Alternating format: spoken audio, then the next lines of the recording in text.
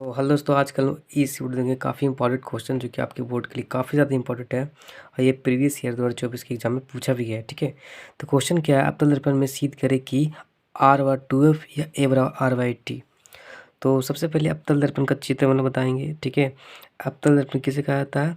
वैसा दर्पण जिसकी परिवर्तक सतह रंगा हुआ था। ठीक है, यानी कि बाहरी सतह। तो इसे हम लोग शेड करेंगे।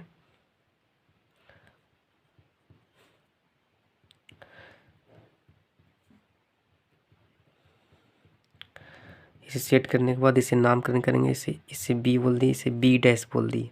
ओके, देन उसके बाद यहाँ से कोई किरण, ए किरण है जो कि गुजर रहा है, रिफ्लेक्ट करता है परावर्तक सतह पे अवतल दर्पण पे, जिसे बोल दी ए। इसी के समानांतर एक बिंदु पी लिए जो कि पोल को इंडिकेट करता है। देन उसके बाद यहाँ से रिफ्लेक्ट करेगा, तो रिफ्लेक्ट मुख्य फोकस एफ से होकर गुजरेगी, जिसको हम लोग कैपिटल एफ बोल सकते हैं। कन्वेचर ऑफ C4 कन्वेचर होता है जो कि आपतन कोण और परावर्तन कोण को इंडिकेट करता है।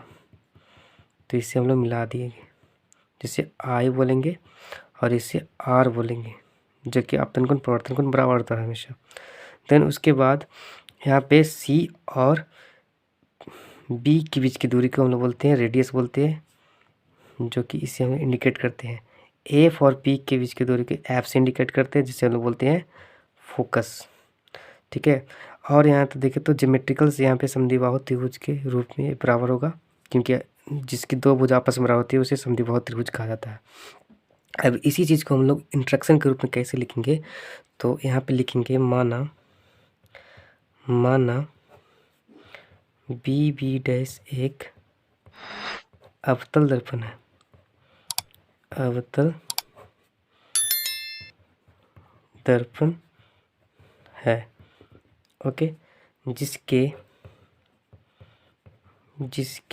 मुख्य अक्ष के समानांतर जिसके मुख्य अक्ष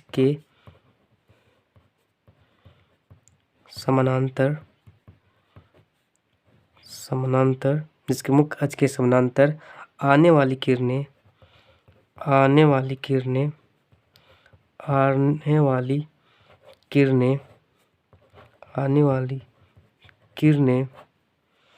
दर्पण से परावर्तन के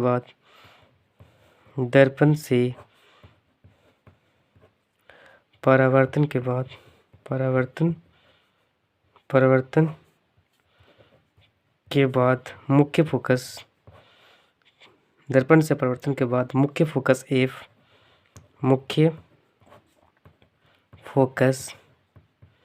एफ से होकर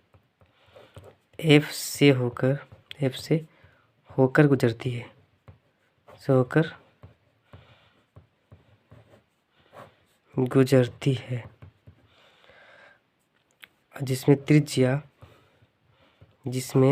सी और बी, त्रिज्या जो कि आर से इंडिकेट करते हैं, इसमें त्रिज्या सी बी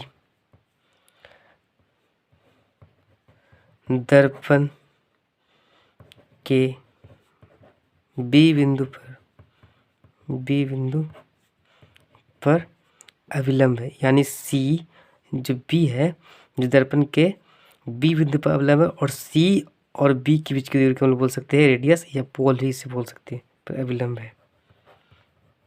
ओके, देन उसके बाद यहाँ पे लिखेंगे क्या कि अविलंब है।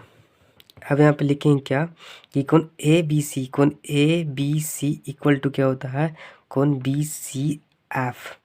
ठीक है, कोण A B C equal to कोण बी सी एफ। कहाँ से? तो परिवर्तन के नियम से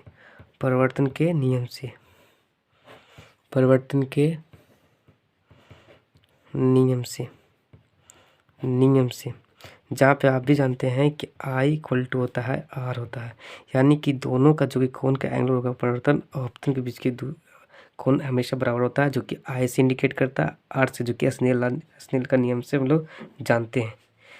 ओके, देन उसके बाद हम लिखेंगे क्या, कोण A B C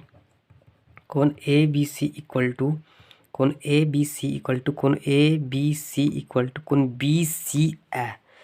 B C इसे मिलाएंगे हम लोग, तो लिखेंगे क्या, कोण A B C equal to कोण बी सी BCA। यहाँ पे जहाँ पे देखिए तो ये कोण है जो कि कॉमन है, तो यहाँ पे लिखेंगे एकांतर कोण से, एकांतर कोण से, गॉट इट। और देन इसके बाद लिखेंगे क्या कि इसलिए कोण CBF, कोण CBF इक्वल टू कोण BCA, BCA, कोण CBF इक्वल टू कोण CBF इक्वल टू कोण BCA, BCA। यानी कि आमने सामने जो है, जो कि क्या है, एक समद्विबाहु त्रिभुज है। ओके, तो यहाँ पे लिखेंगे इसी प्रकार, अतः यहाँ पे लिखेंगे इसी प्रकार, अतः, तो यहाँ पे लिखेंगे इसी प्रकार, अतः त्रिभुज BCF क्या है, यानी त्रिभुज BCF क्या है, BCF त्रिभुज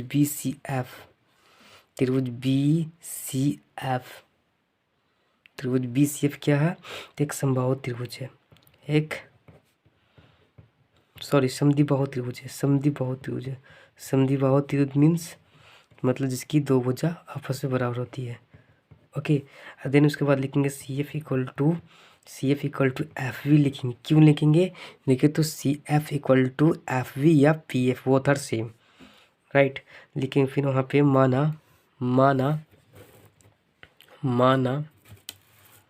यहाँ पे लिखेंगे माना BP के बहुत